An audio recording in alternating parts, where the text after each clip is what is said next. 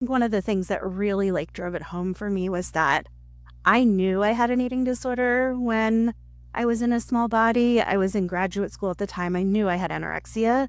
And so when people would celebrate and compliment and say, "Oh, how are you doing it?" I got really annoyed by that question. And I would often say, "Oh, I have an eating disorder. I have anorexia."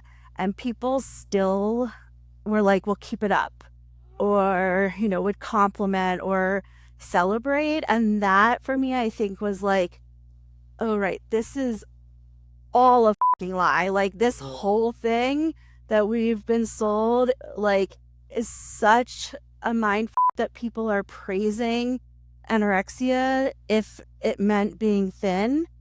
And I think that for me was like, okay, this is not about my body. Not at all. And then that I could see, I don't know if that is when you started to think about like fat activism, but to me, that line leads directly to that because it's like, oh, this isn't about my body. This is about our society hating fat people so much that it's worth them harming themselves, nearly dying to be thin. And that is infuriating. Like, that is so